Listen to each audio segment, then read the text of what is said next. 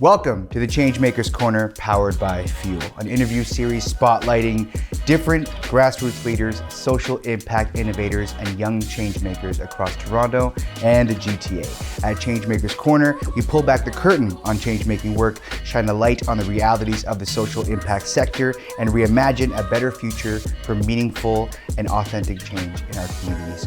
Learn more about Fuel at fuelchange.org and on social media at Fueling Changemakers.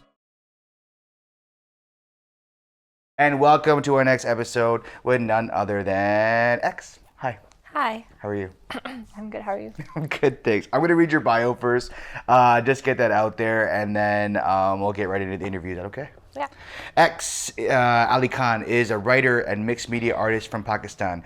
She is queer, disabled, Pakhtun, presently based in Toronto, Ontario. X uses art to conduct existential inquiries, exploring and interrogating ideas around truth, power, and what it means to be human. Her first solo exhibit was held in Toronto in 2023, titled The Truths Are Always Watching. She is currently producing her second short film of the year, which focuses on food justice as a means of resistance against colonial capitalist systems. Art is X's process for healing, worship, and provocation. Did I say that right? Provocation? Yeah, but you said Pakhtun wrong. Oh, yeah, sure. Pakhtun. Pakhtun. Pakhtun. Yeah. Pakhtun. X is also an educator and arts facilitator. She has conducted workshops at University of Toronto, Fuel Changemakers, and Sketch. X is also the recipient of Toronto Arts Council's 2022 Open Door Strategic Initiatives Fund, through which she co-founded Articulating Survival, an art collective that is growing and building with marginalized artists in the Greater Toronto area. It's a great bio. Thank you. You do a lot. Yeah. Okay, I mean, that's your bio, but like, if I were to ask you who you are, would you say that or would you say something else? I would say some of that for sure. Okay. I wouldn't really say like the things I've done, probably, but I do feel like a lot of my process is just conducting existential inquiries into what it means to be human, to love and to ache and to grieve and to grow. And I would very much say art is my process of healing, worship, and provocation, which takes up most of my time. Yeah. Those three activities. Yeah, that's even like today, every day, throughout the week, that's what you do. Yeah. Yeah, amazing.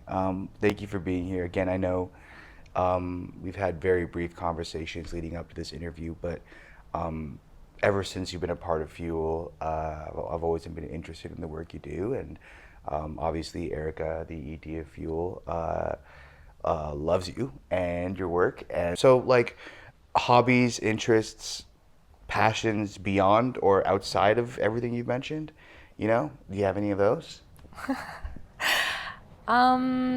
Not really. Really? Okay, yeah. No, I don't really like subscribe to the idea of passion so much, to be honest. I don't know that I experience it in the way that it is like normatively described. Oh, interesting. I feel like there's just like a drive in every moment. It's not like I have a passion for certain things and then I brush my teeth and eat food and then go out and do those passions, you know? I think it's just like my relationship with life, which is also my relationship with art, which is also my relationship with purpose, is guided by those same three things, a lot of it. I enjoy creating, I guess you could say, a lot, and connection is important to me, connecting with people, connecting with the land, connecting with my body. Yeah. You don't ever think that do you ever feel like you need to distinguish or create like boundaries or separations between those? Because it feels like you have like a healthy way of accepting all of it at once. But I feel like, for me at least personally, sometimes it helps to know what I am driven to do and what I don't want to do but have to. And I think that's why I ask. But for you, is that different for you, you know, in making those distinctions? Yeah, I don't know. That's a good question. Like, it feels very fluid for me. I think the distinctions are meaningful to a degree for getting tasks done, especially because like so much of like artwork, or like entrepreneurial work, which is being an artist, also being a change maker, you're juggling like a lot of balls, right? So you do have to have that structure, and in that sense, it does help. But even that, I think it's still very fluid. Like if I can't approach it through the lens of like these greater purposes, then it feels meaningless, and then I won't do it. So yeah, the boundaries are not very clear. Yeah, and I feel like I need those things to survive within a structure anyway. And so I think that's where those things come from. So I wouldn't say they're always the healthiest thing. I just think that in order for me to navigate kind of these existing things, it helps me kind of like make a process out of it all. But whether or not I believe in that's good or not, I think it's a different conversation. And that's why I appreciate that you can have such a fluid view of what it means to be an artist and a storyteller and all of these things you are simultaneously, and being passionate about these things or whatever that looks like for you. Okay, hold on. I'm like starting really in. I want to pull back a bit. Is that okay? Yeah, for sure. Origin story. Oh, What geez. is that? Yeah, that's why I want to start from the beginning first. So, how did X get to this point? You know, all the amazing art and community building and activism you've done within your art. Like, how did that start for you? Yeah, I think like a lot of people, it starts with grief, some of it, and wanting to build a better world than the one that I had to survive. I grew up in Pakistan. I experienced a lot of interpersonal and systemic violence as like a femme person over there. Also being Pakhtun, like losing loved ones in bombings and stuff. So yeah, I had to contend with a lot of big emotions from a really young age, and I was discouraged from creating because I think that's just what happens in a lot of abusive households. And then as a grown up, I'm like, who's is that me? Is that you? Is that, Who am I talking about? okay. Yeah, I just like came back to painting in a specific way. For my whole life I was writing, but I didn't really consider myself like a writer or an artist. I was like, this is just something I do when I need to like get something out of me. I need it to be on the paper so that it's not living inside of me, because it's just like eating me up. So a lot of my writing was like very trauma based before, and I'm also learning to shift in that process now, writing about healing and love and the color blue. But yeah, painting is something I came to more in a darker state of mind. I guess like I was feeling, is it okay to like go into, okay, should we give a trigger warning or? There will be a trigger warning added to the episodes Okay, already, so you're okay. But if you would like to give one yourself, you can. Yeah. No, that's okay. Okay, cool. Yeah, I was like struggling with suicidality and also self-harm. And so at one point I bought like a canvas, or rather someone gifted me some things, and then also I had a canvas in the space, and I used to use like a scissor, and so I, instead of like taking the scissor to my flesh, I just took it to the canvas, because I was coming into this space of realizing that it's really ridiculous for me to survive a violence and then punish myself for it, which is what I was doing. So yeah, I did that, and I just completely destroyed this canvas, and it felt really cathartic, and I cried a lot. And after that, I never like self-harmed again, I think. And that was just like this new door in my relationship with art, where like I almost feel like she just saved me. Like I was gonna kill myself, and she was like, no, just like come into my arms. And yeah, we've been in this embrace ever since, and it's really lovely. And I think that we will share this intimacy for the rest of my life. And I think that like when I was younger, so in school I actually studied biology because I was like encouraged to be a doctor, let's say. Okay. And I'm good at science, and like I have a proficiency in like math and stuff. Wow. and I really like math. Which actually realized I like physics a lot more than math, but that's a separate thing, which taps into like Science and gender math kind of. thing, Okay, cool. Yeah. gender things back home, because they won't encourage you to pursue like math or physics. If you're like a femme person, they're gonna encourage you into like biology and stuff. Okay. But yeah, so I didn't even know until I like was finishing my undergrad that I really like physics. But the point is, I was like nowhere near art, right? And for when I graduated, I was like having a really hard time, but I was still looking at master's programs, and I was like, okay, maybe like human rights stuff. That was one thing pulling me in. I took some courses in that to try and explore that at the end of my undergrad, and like science stuff. And I had this whole journey from like such a young age of being like, what do I want to do? Like, what do I want from life? What do I want to do? And then I felt like with this whole process with art, life was kind of telling me like what does life want me to do? Like I just had this realization that I'm just centering myself as though I exist in isolation, but we all exist in community. And like, and I was speaking to someone about this recently. I feel like that humans, like we're kind of like God's fingers, but I'm saying God non-denominationally. Yeah. I just mean like the oneness of whatever exists, like divinity, let's say. Okay. And so it's like each finger has a purpose, right? And even the same finger on your two hands is actually different and kind of used differently based on what you're doing. Yeah. And you need all the fingers to do like certain things, right? And at the end of the day, like the fingers serve the purpose that the larger body is moving towards or unfolding within. And so I just had this realization that I'm so obsessed with like, what do I like to do? That's what I should be studying. That's what I should be doing. But like, what does the world need me to do, right? Wow. And I feel like that this is what I'm supposed to be doing. Wow. Yeah.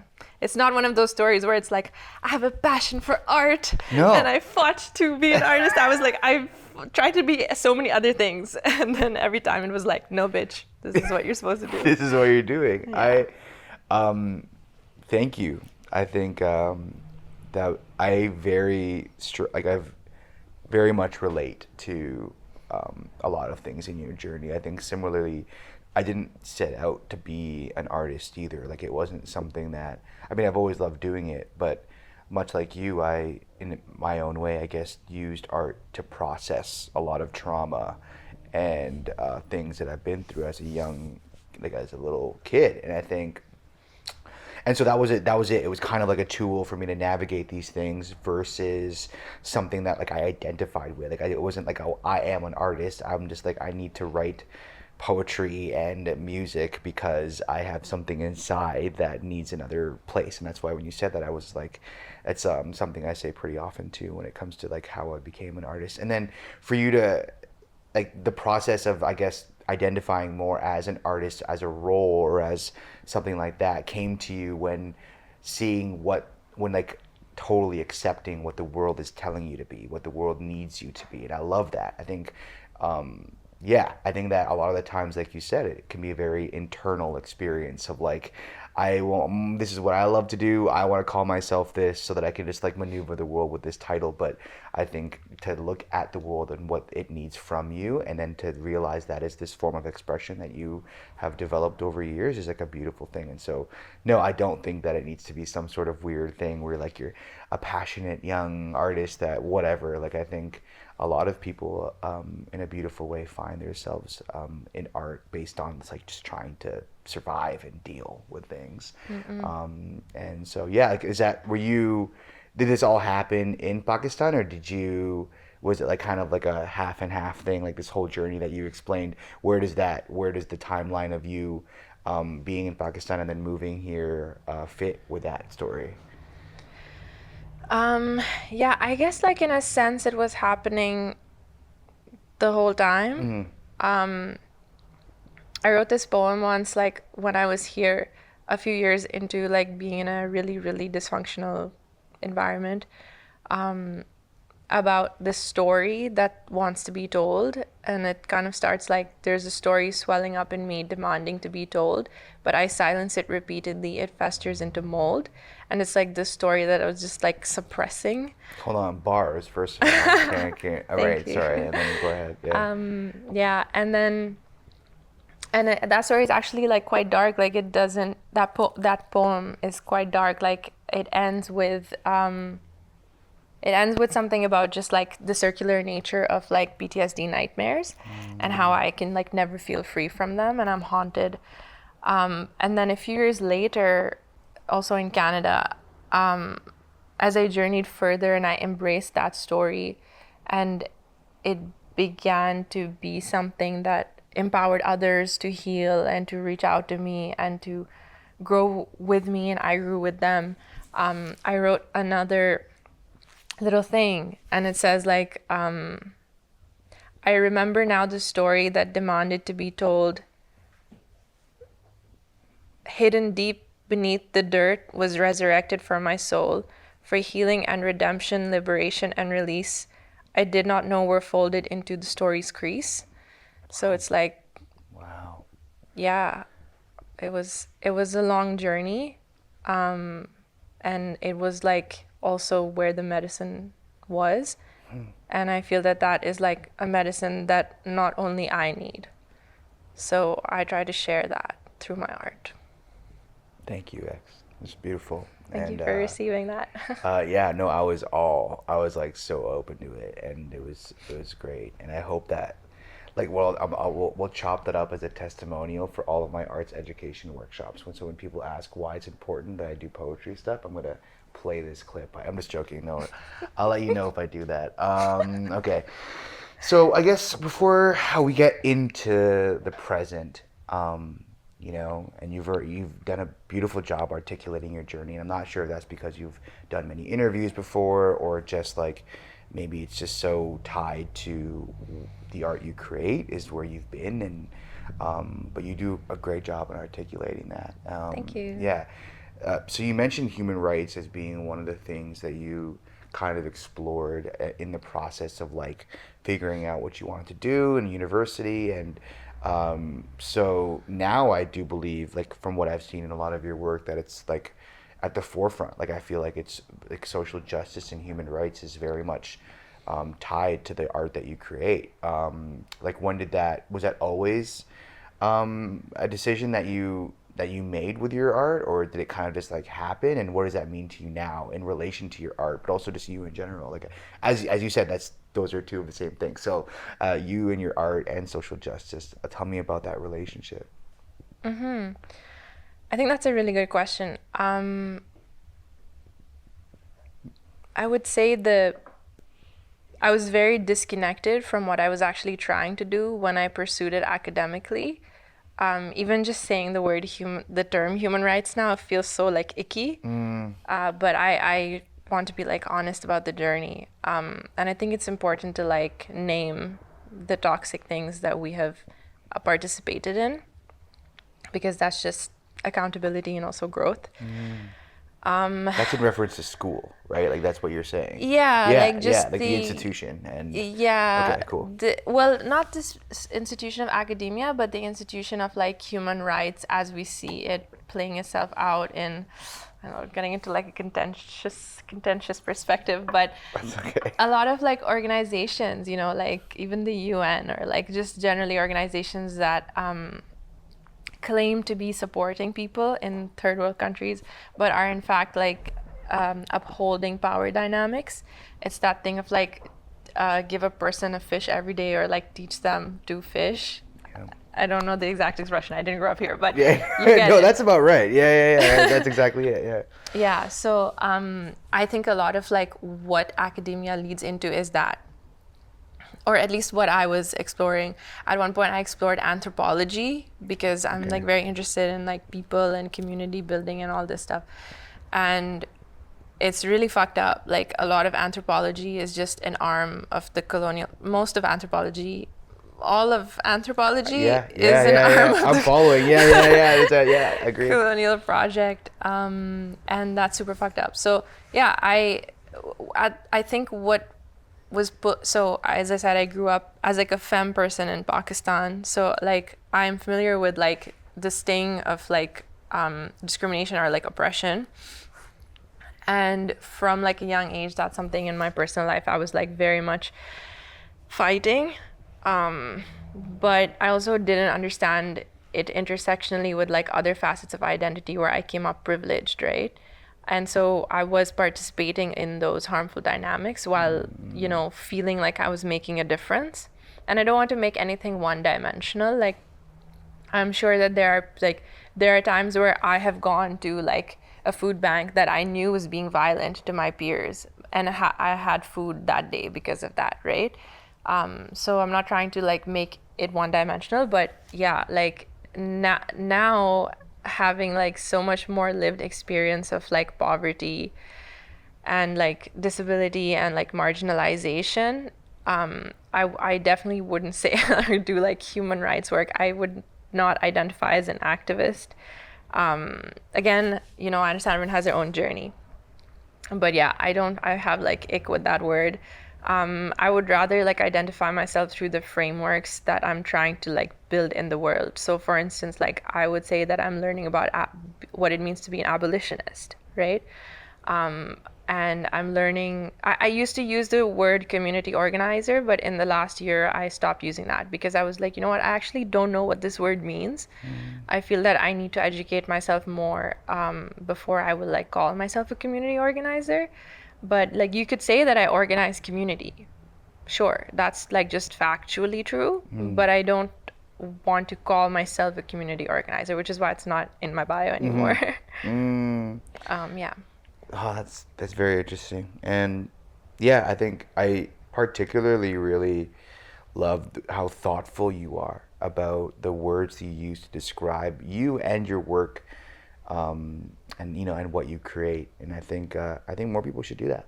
I think we love terms for many different reasons, but I like how the ones that you used is based on the world you're trying to create around you. And I think that's very thoughtful. And I think rather than just subscribing to something that you believe should be a word, yeah, I think it's really great. And I think just like naturally, like organically, these belief systems that you have and the people that you want to help with the things you create, you know, that could be categorized as many different things, but I also don't think it needs to be. Yeah. You know, I think that you're just making these things that you want to help yourself and other people, and that is like already beautiful enough, you know? And I think people love terms, though. They love titles and things like that, and which is fair. But I also do think that's some sort of like weird imperialist kind of thing, is having to like name yourself something, you know? Yeah, Yeah. I feel that.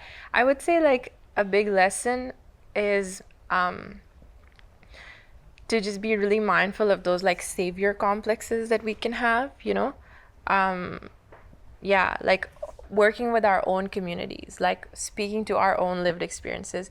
Even if I was to speak to the experience of disability, like I've not been disabled my whole life, right? So I have to be careful where am I taking space with my identities or my narratives, and like, you know, be aware that I'll have privilege in certain ways. Like even myself as a person who, when somebody looks at me, they don't think that I'm disabled, right?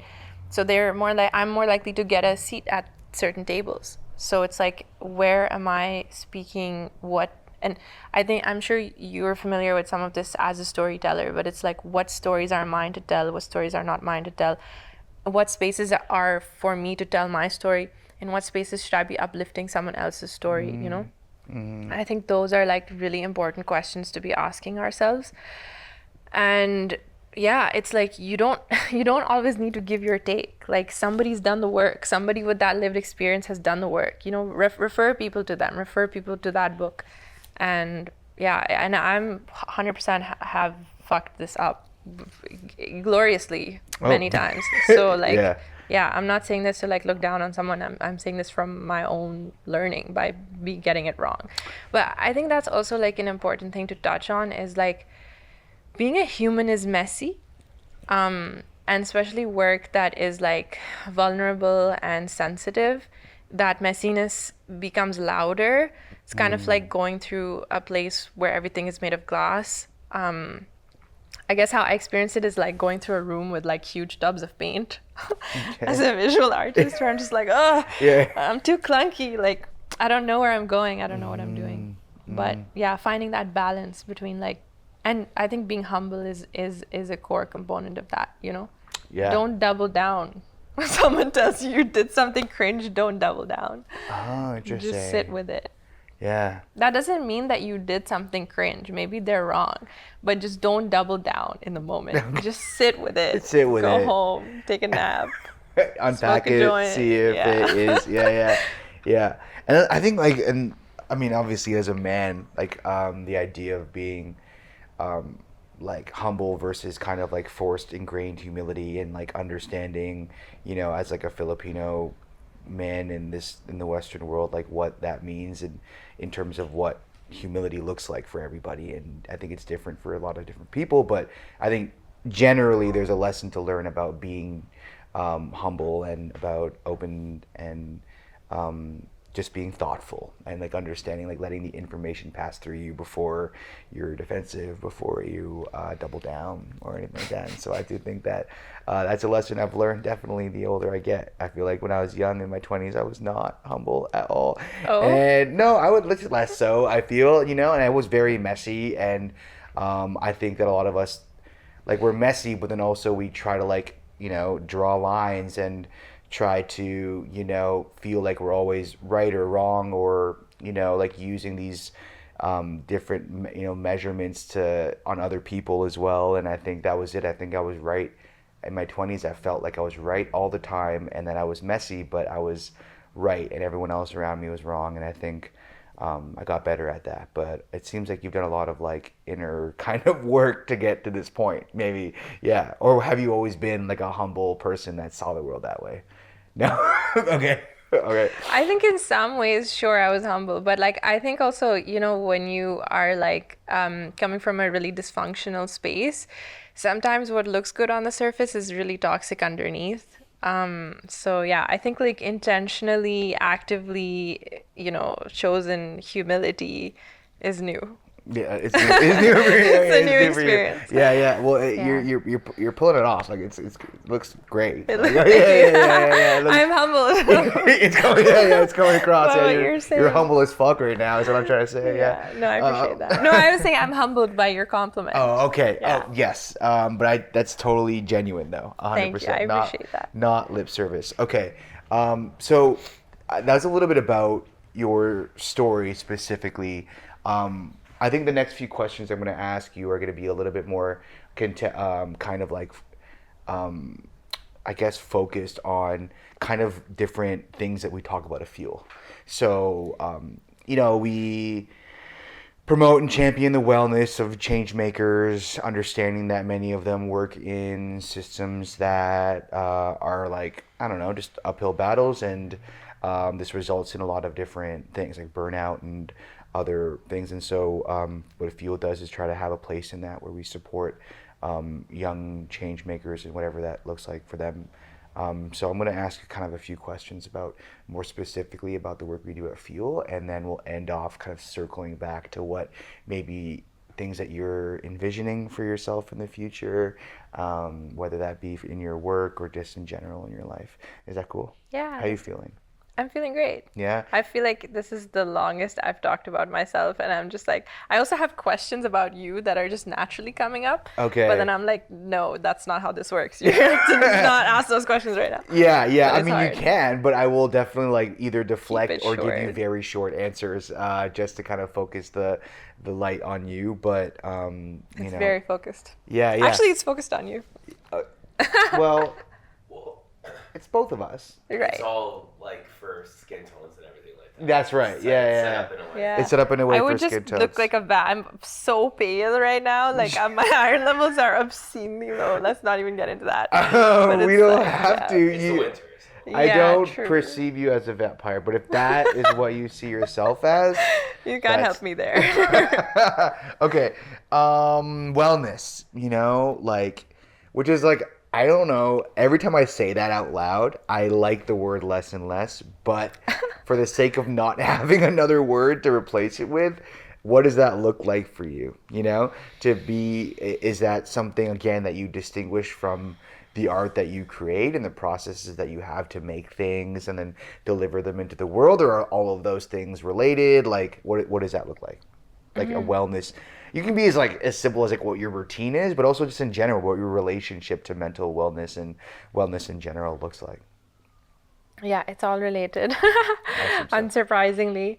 Yeah, I think that like one of the most important things I'm learning is silence, sitting with silence.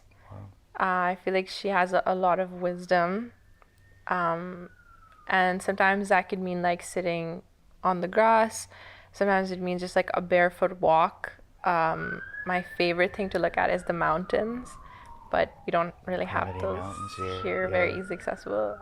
When's the last time you've seen a mountain? Sorry, that's aside. But Yeah, just like, no, I went to Vancouver for a few months at the Okay. start of this year, and I feel like, yeah, every time I just go there, I feel like I become a different person because the mountains are very wise and they give birth to me yeah. in a new way. Absolutely. Mountains are wise as fuck. And Yeah. I just, love me a good mountain. Anyway, continue. Yeah. So, sorry, what? Oh, yeah. So like being in the outside world, but what I mean is like being away from screens also.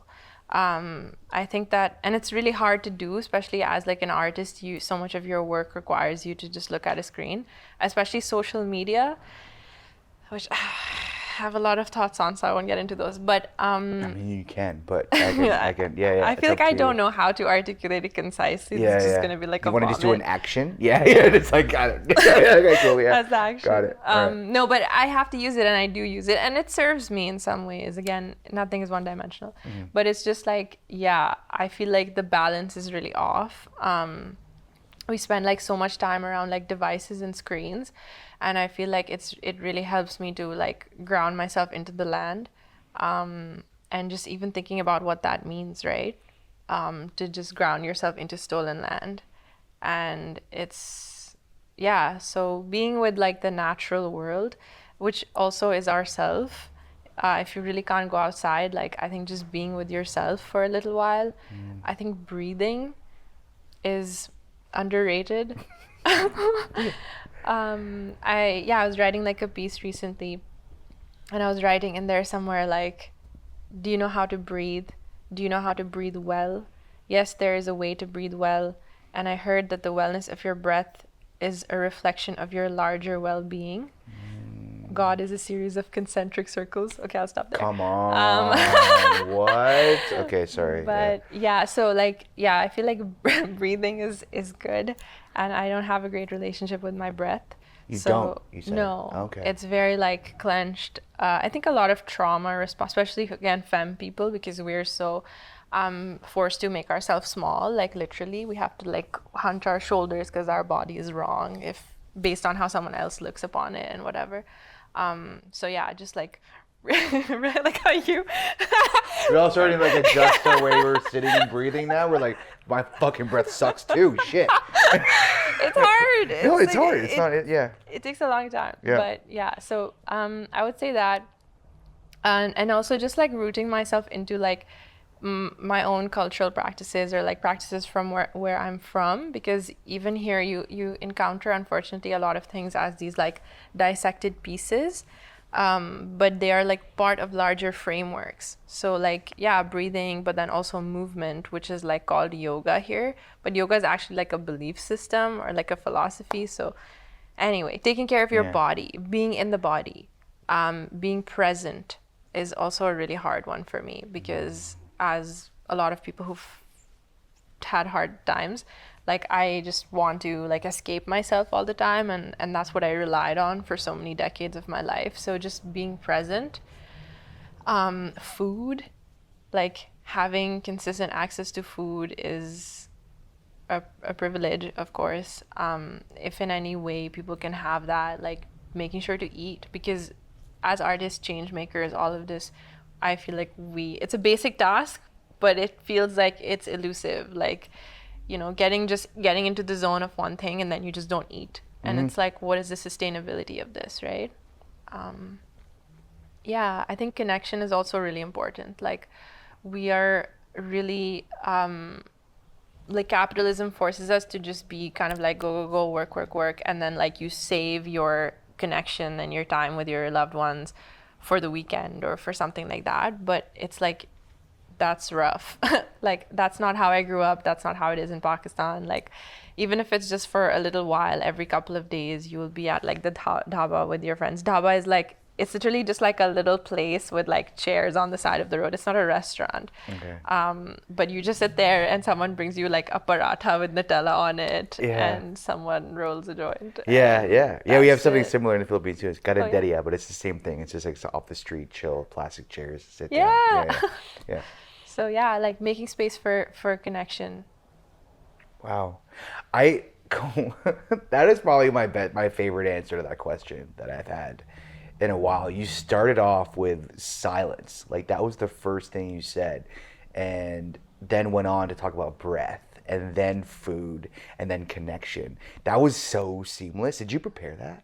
No, I'm actually Are you hearing just- you are you say just- it back. I'm like, whoa, that's That's what you just did. Like, you just did that. Yeah. That was the best I've ever heard that answered. I think it's because I think sometimes when some people are asked that question, and obviously everyone has their own like experience, but I think they love to overcomplicate it with like maybe a unique philosophy that hasn't been like obviously yours is unique because it's yours, but I think Sure. people are trying to offer something new to the conversation, and I'm like, when it comes to wellness, I don't think that's always necessary, where we have to Absolutely. give you something innovative and new when really a lot of the answers are like have been embedded into us in many ways. We have just maybe lost connection to it by, again, living under capitalism, living in the Western world. Maybe we've lost touch with certain forms of wellness that are literally part of us, that's like part of the evolution of humans. Like, I think that's been a thing. And so the fact that you start with silence, which, by the way, yes, like I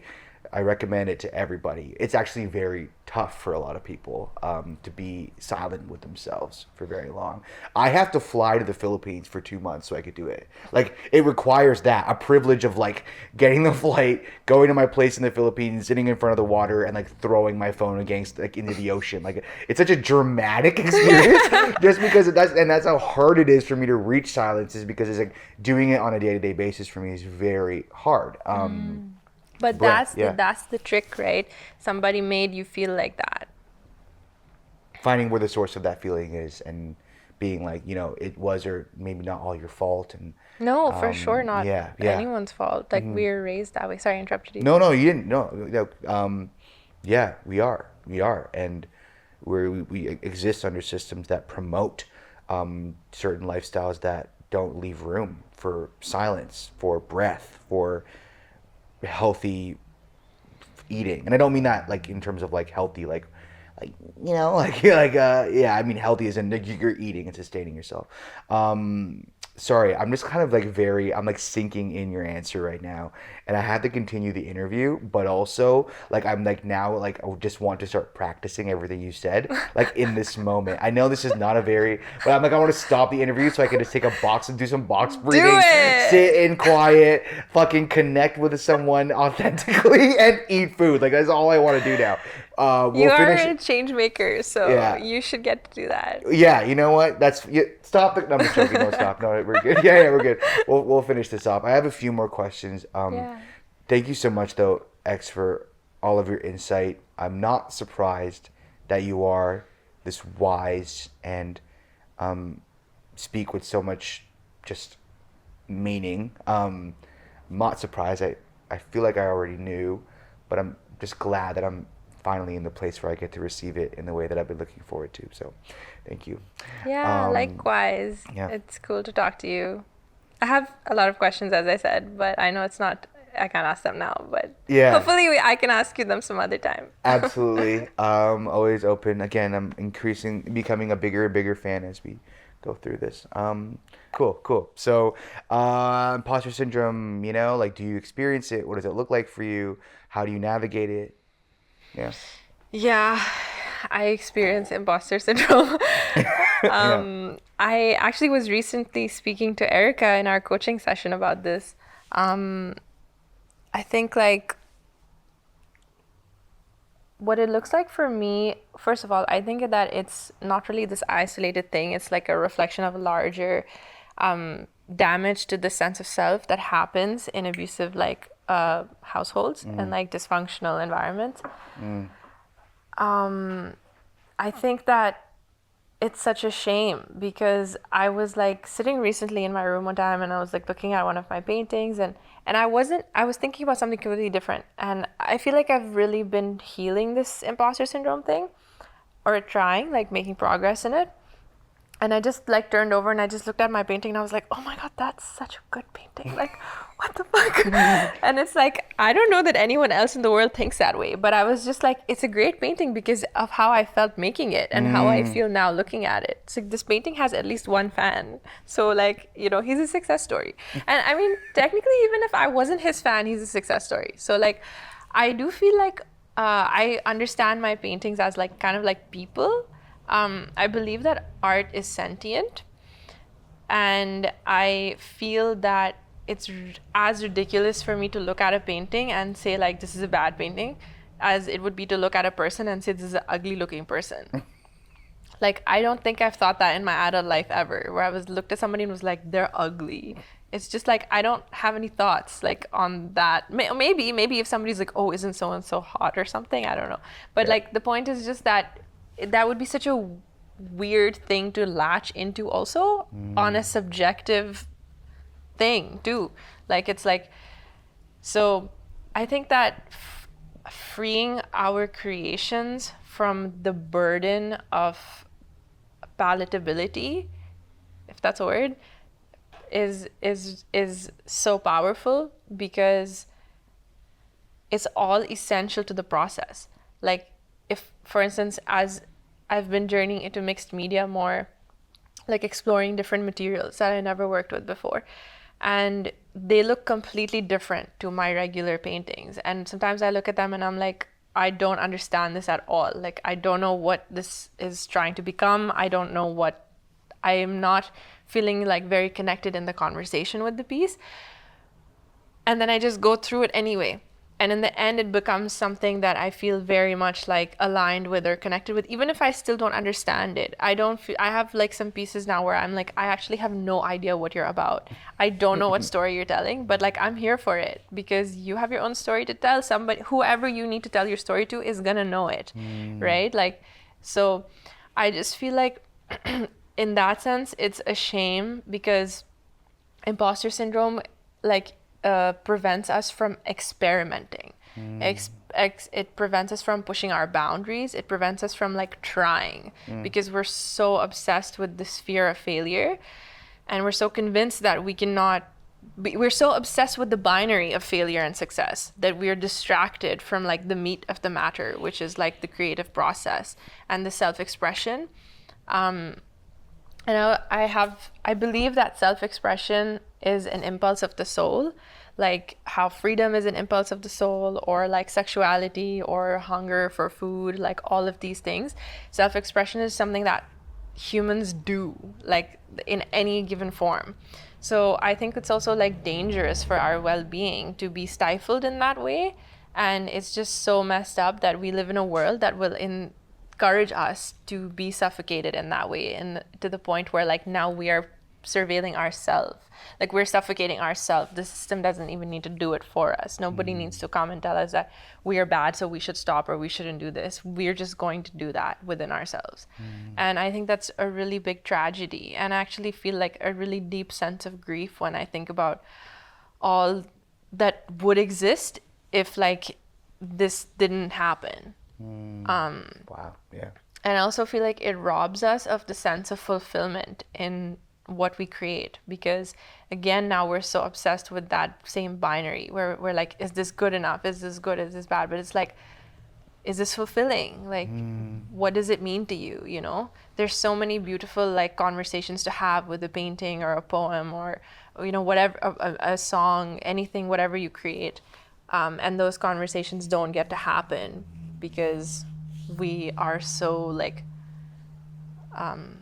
stifled by our imposter syndrome. And like thank you. That was beautiful. Like that, I think I often talk about artists using forms of measurement to dictate what piece of art is successful or not. And I think that's, again, it's very, I think when it comes to trying to exist in this certain system, I get why people will be like, oh, this is not good, or I don't feel, because it doesn't get enough validation, or people are on the outside telling you it's good.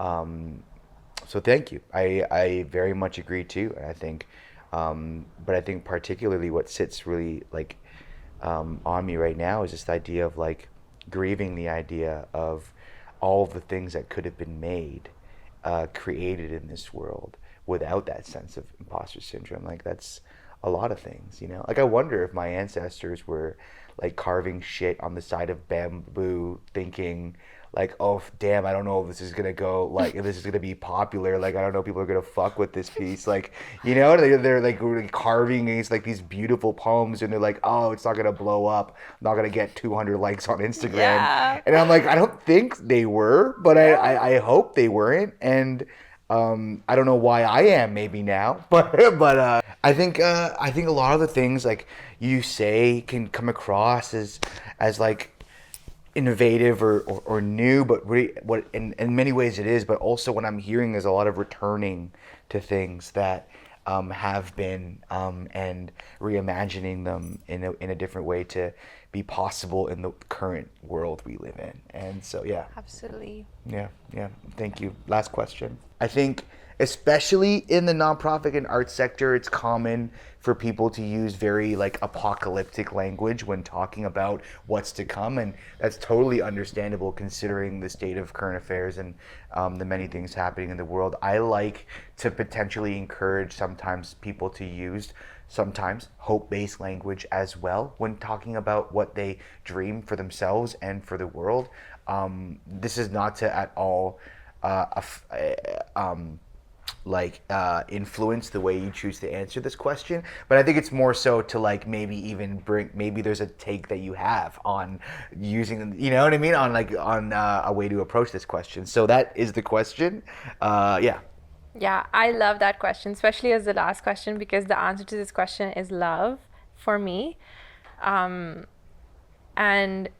it's kind of a sad answer, but I think it's uplifting and hopeful. Okay. And if you can hold that paradoxical thing. But I was thinking about some of this too, and just thinking about like, global warming. And I always find it funny when people speak about like these like future apocalypse that will come because the world is ending, because like in Pakistan, whole like families have been swept away in floods.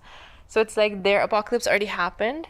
And I think like, a lot is dying, metaphorically and literally. Like so many species of creatures on the planet are dying. And I think so many humans are dying. There's such high rates of like heat wave deaths, people dying in the winter here in the encampments. And I don't feel afraid of contending with all that death anymore. And I don't feel hope that is rooted in a denial of the depth of that tragedy.